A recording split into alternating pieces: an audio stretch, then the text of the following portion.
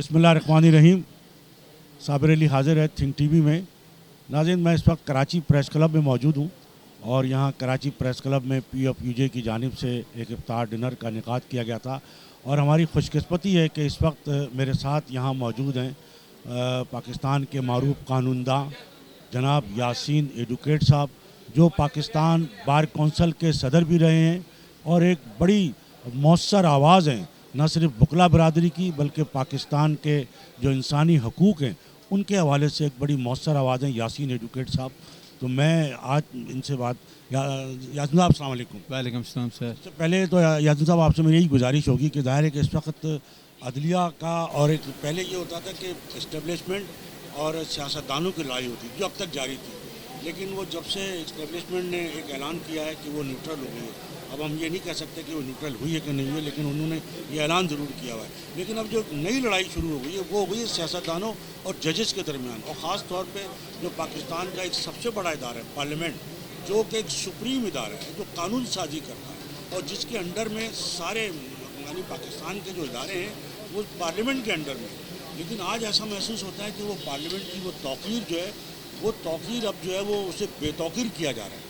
تو میں اس حوالے سے سر آپ سے ضرور معلوم کرنا چاہوں گا، کیونکہ آپ سے بڑھ کر اس حوالے سے کوئی اور بات کر نہیں سکتا. شکریہ سر آپ کا.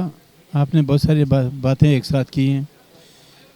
مجھے افسوس تو اس بات کا ہے کہ 75 سال میں پہلی دفعہ، چونکہ مجھے وکالت کرتے ہوئے تقریباً 45 سال ہو گئے ہیں، میں نے پہلی دفعہ یہ دیکھا کہ پارلیمنٹ کا ادارہ اور سپریم کورٹ آف پاکستان جو ہمارا اپیکس کورٹ ہے، اس کے بعد کوئی کورٹ نہیں ہے، ان دو اداروں کے درمیان جو ٹکراؤ ہے مجھے اس پہ افسوس ہے. اور ہر جگہ پہ میں یہ بات کہتا ہوں کہ ان دونوں اداروں کو اپنے گھر کو سیدھا کرنا چاہیے. پارلیمنٹ کے متعلق میں عموماً ایک بات کہا کرتا تھا اور آج آپ کے پروگرام کے حوالے سے بھی کہتا ہوں کہ بدقسمتی اس ملک کی یہ ہے کہ پارلیمنٹ کا جب بھی وجود میں آیا تو آپ کوشش یہ کرتے ہیں کہ جو پاکستان کے 22 کروڑ عوام جن لوگوں کو الیکٹ کر کے پارلیمنٹ کے اندر بھیجتے ہیں ان کو حکومت کرنے کا وہ حق نہیں دیتے جو لیگلی ان کو ملنا چاہیے. الزامات یہ تھے کہ اسٹیبلشمنٹ ایک طاقتور عناصر ہے، وہی کنٹرول کرتا ہے، اور پچھلے 4 سال کا یا 3.5 سال کے دور میں جس طرح عمران خان صاحب اب آپ یہ کہتے ہیں کہ مجھے اسٹیبلشمنٹ نے 3.5 سال کام نہیں کرنے دیا، تو ایک دن میں نے اپنی سپیچ میں یہ بات کہی تھی کہ اگر آپ کو اسٹیبلشمنٹ کام کرنے کا موقع نہیں دے رہی تھی تو آپ کی یہ ذمہ داری بنتی تھی کہ آپ فوری طور پر الیکٹرانک میڈیا میں آتے، لوگوں کو کہتے کہ آپ نے ہمیں الیکٹ کر کے بھیجا لیکن اسٹیبلشمنٹ جو طاقتور ادارہ ہے ہمیں حکومت نہیں کرنے دیتا، تو شاید پاکستان کے 22 کروڑ عوام آپ کو سلوٹ پیش کرتے کہ کسی نے ہمت کی. جب تک آپ کی ہمت رہی اسٹیبلشمنٹ کو آپ مائی باپ کہتے رہے، اور جب بھی آپ کا معاملہ ختم ہوا تو انہی لوگوں نے جنہوں نے 2018 میں آپ کو لے کے آئے، آپ 2018 میں کوئی پاپولر لیڈر نہیں تھے لیکن آپ کو لے کے آئے، آپ کو حکومت دی گئی اور وہ صورتحال اب آپ کے سامنے ہے. شکر ہے اللہ کا کہ اب ہمارے اسٹیبلشمنٹ یہ کہتی ہے کہ ہم غیر جانبدار ہیں، اور جس طرح آپ نے اپنے پروگرام میں کہا اللہ کرے وہ غیر جانبدار رہیں. لیکن 75 سال میں پہلی دفعہ پارلیمنٹ کو اور عدلیہ کو میں نے آمنے سامنے دیکھا ہے، اور میرے لیے یہ انتہائی تکلیف دہ صورتحال ہے. آنریبل چیف جسٹس کا سے میں ہر جگہ یہ اپیل کرتا ہوں کہ آپ اپنے ادارے کو سدھاریں، اپنے جج صاحبان کے ساتھ بیٹھ کے اپنے معاملات طے کریں، آپ اپنا جھگڑا پبلک میں مت لے کے جائیں. اور اسی طرح پارلیمنٹ کے لوگوں سے میں یہ کہتا ہوں کہ خدا کے لیے اپنے مسئلے مسائل کا حل جا کے پارلیمنٹ کے اندر طے کریں، روڈوں پہ مت حل کریں. پاکستان کے 22 کروڑ عوام آپ کو الیکٹ کر کے پارلیمنٹ میں اس لیے بھیجتے ہیں کہ آپ جا کے ان کے مسائل کو حل کریں، ان کے پرابلم کو دور کریں، آپ ان کے لیے بہتر قانون سازی کریں. لیکن مجھے افسوس یہ ہے کہ نہ پارلیمنٹ اپنا رول پلے کر رہی ہے، نہ عدلیہ اپنا رول پلے کر رہی ہے. اور اگر یہ دو ادارے کمزور ہوں گے تو میں سمجھتا ہوں پاکستان کمزور ہوگا، پوری دنیا میں ہم مذاق بن کے رہ گئے ہیں. لہذا میں آپ کے اس چینل کے حوالے سے لوگوں سے اپیل کرتا ہوں کہ وہ اپنی سوچ کو تبدیل کریں اور یہ دیکھیں کہ کون آدمی ان کے لیے بہتر ہے، کون بہتر نہیں ہے.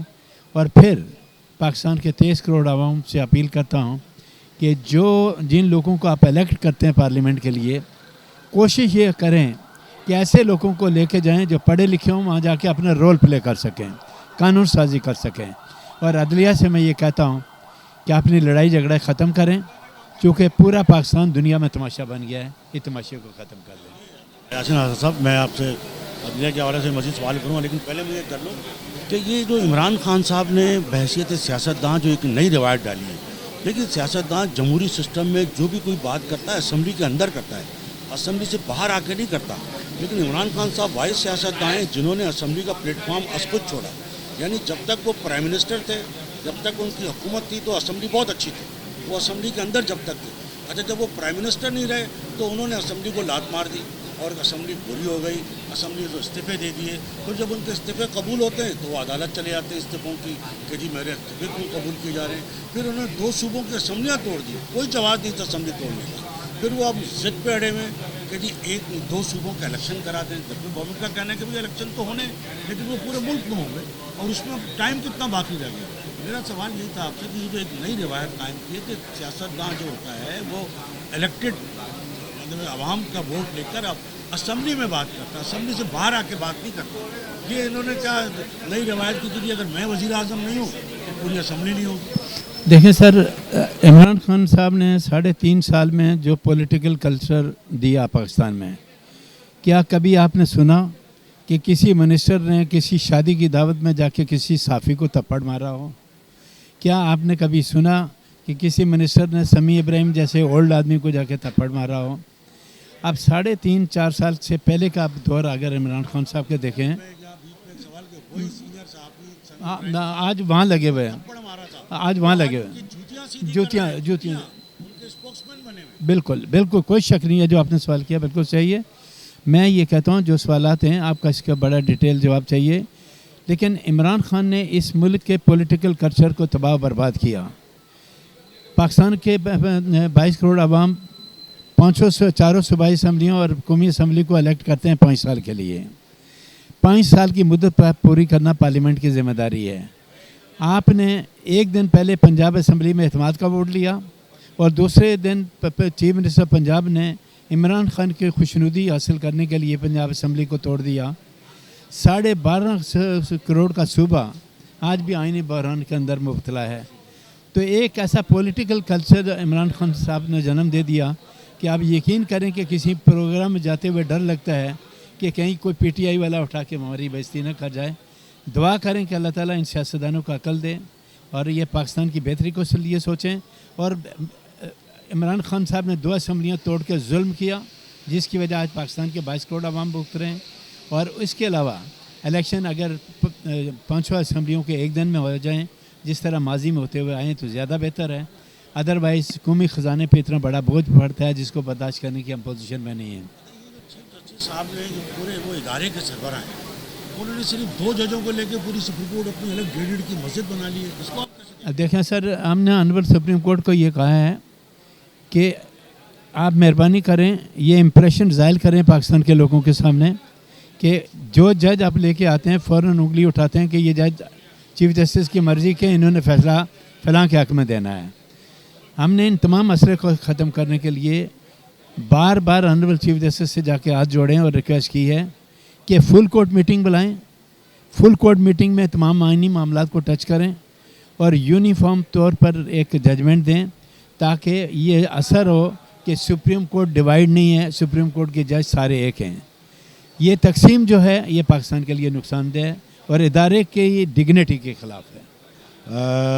بہت ہی سینئر ماہر قانون داں یاسین آزاد ایڈوکیٹ صاحب، اور آپ نے ان کی گفتگو سے اندازہ لگا لیا ہوگا کہ اس وقت پاکستان جو ہے کس طرح کے آئینی بحران کا شکار ہے. اس کے ساتھ ہی صابر علی کو اس نشست سے اجازت. اللہ حافظ. Channel think T V HD کو سبسکرائب ضرور کر لیں اور بیل آئیکن کا بٹن دبائیں تاکہ ہماری نئی آنے والی ویڈیوز پر وقت آپ تک پہنچ سکیں. شکریہ.